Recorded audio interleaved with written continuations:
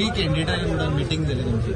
भारतीय जनता पार्टीची संघटनात्मक वेगवेगळ्या कार्यक्रमाच्या निमित्तान आयची बैठक आशिल्ली.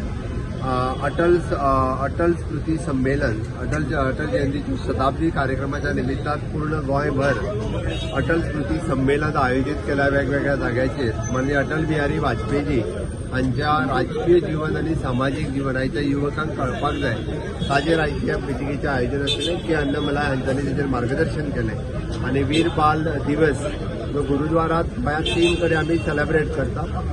पर्वरी, मडगांव आणि वास्को ह्या तिनूय गुरुद्वारात वीर बाल दिवस मोठ्या प्रमाणात सेलेब्रेट जातलो.